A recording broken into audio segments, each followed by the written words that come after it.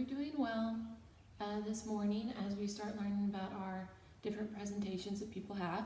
So the topic for my research was family registration and check-in, check-out procedures, specifically for children's ministry. So to start things off, I'm going to kind of go over various sections, starting with families registering their children and themselves in a database system, and then going through security, safety, what a solid check-in, check-out procedure looks like, and also how that relates to the safety of the children in the classroom, and for volunteers and for helpers and teachers that are there, how they can also be vetted as well and be made aware of signs of child abuse and policies like that to make sure that everyone is safe and is secure. So to start off with, family registration is very, very important because you don't want a family to come in and have to register every week, right? So you want them to go ahead and have an online database. I've used Planning Center in the past and I really like that one. So I'm going to go ahead and talk about that. So with Planning Center, when they go ahead and click create household, when it's a new family coming in, right, they haven't been to the church before, or you could do this at the beginning of the academic year for all the parents of the children's ministry, they would go in and click create household in their Planning Center and then Planning Center app, and then they can also click add trusted people, right? So if they have a friend that sometimes comes and picks up or drops off their kids, or if they have a grandmother, something like that, they can add that person as a trusted person. And they can also go ahead and add what's called non-authorized people. So that would be something if there was a custody battle happening, if there was a couple who had been recently divorced, right? And one of the parents didn't have any custody, and yet maybe there had been tension or just, bad things happening in the past. Whatever that reasoning was, if they're concerned about their child being in danger, or if that person does not have custody of that child, then the parent or guardian can go ahead and say, this is a non-authorized person for my child. Also, when you create a household, not only can you say who can and cannot pick up their child, but you can also say what the child's special conditions are. For example, if they have a severe allergy to chocolate, or if they have asthma, or if they have to take a certain kind of medication every morning at a certain time, that would be during a church event, things like that. So those special circumstances that you're not going to know of unless the parents tell you. So that's another thing that they can go ahead and add in when they're creating their household, and that way that information is all in one spot and it can be seen and reached through all of the workers, any of the workers who are at the check-in desk. So that starts off with family registration. The second part is the check-in, check-out procedure. For checking in and checking out, based off of my work with check-in and check-out and off of what I've read through my research, it's basically necessary to have a name tag for both the child and for the parent. So usually what will be done is, mom and dad will already, say a mom and her daughter. So they walk up, they're already in the system. They go ahead and tell the worker their name, worker types in their name, prints out 2 name tags. First name tag is for the child. The best name tag would be if it had the child's name, parent's name, and parent's phone number, and any allergies or any medical information that is pertinent to that Sunday morning. That needs to be on the child's name tag. The parent would also receive a name tag, which would have the same code that's alphanumeric. So it would have a combination of letters and numbers, and that code would match with the children's name tag. That way, the parent keeps theirs. They don't have to stick it on their shirt or anything if they don't want, but they keep that tag, and then that's what they use to pick up the child after the event. So that makes sure that the person that's dropping them off is the person that's picking them up.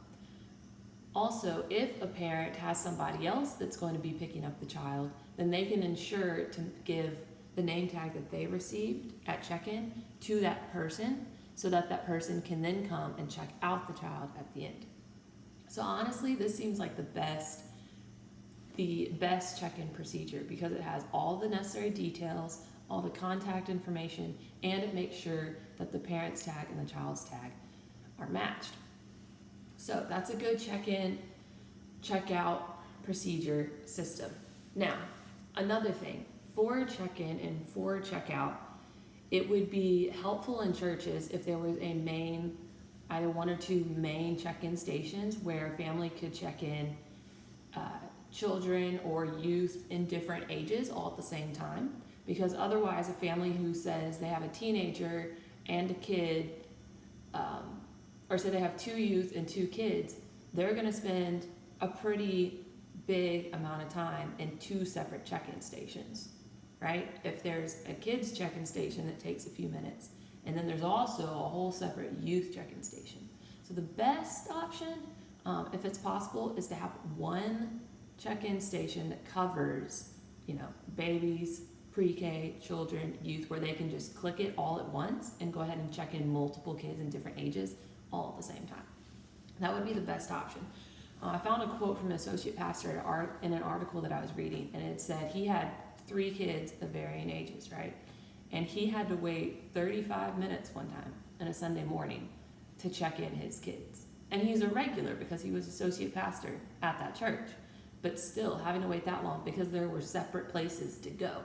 And you also had to wait in line. So that's also where the database is helpful because it'll already have that information in the system.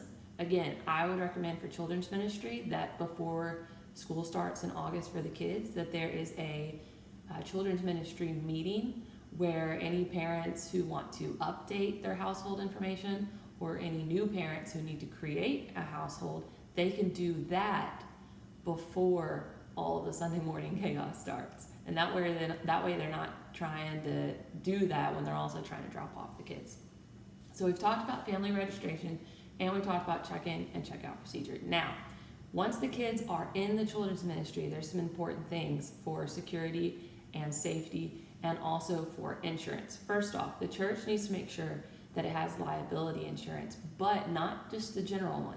It needs to make sure that it has a specific liability insurance that covers child abuse cases, because even if it's not true, even if the church or a person there has an allegation of child abuse, there's still going to be expensive legal fees if it goes to trial, or even if it just goes through the legal proceedings.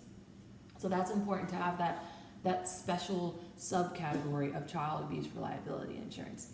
And also to make sure that the limit for the insurance coverage is realistic, right? That it's enough to where if the church had to deal with a child abuse case, that it wouldn't take all of the church's funds. So their limit on their insurance coverage needs to be high enough to where it would cover hopefully all, but at least a significant chunk of any legal costs that would be incurred by having to go to trial or having to deal with an investigation, that kind of thing. But to prevent the investigation, a couple of things. First, security cameras should be installed in every hallway and every big group room and every classroom where obviously not, I wouldn't say in the nursery because of yes, in the nursery, but be careful because you also don't want there to be security cameras anywhere where there's children going to the bathroom or having their clothes changed, because you want to maintain a level of appropriateness and professionalism. So in a classroom, like in an elementary classroom, I would go ahead and put a security camera in there. Also, there should never be one adult with a child. There should always be 2 adults, regardless, preferably 3. And also talking about that, the adults, the workers that are helping, they are what's called mandated reporters. So they need to be trained to know what the signs of child abuse look like. They need to listen to what the children are telling them. So if the children are telling them stories or telling them things like, my mother hit me last night, or, I don't want to make my father mad because then he might punch me. If they're telling them something like that, if it's child abuse, if it's child sexual abuse, if it's physical abuse, that kind of thing, workers, staff members, teachers, whatever their role is, they are legally mandated to report those kind of things. Because if they don't, and somebody else does, and it comes out, then the person who heard about it or listened to the report but didn't report it to the authorities, like didn't report it to Child Protective Services or anything like that, then that person would have committed a crime because they were legally required to report it and they decided not to, right? So they continued to let the child be put in danger.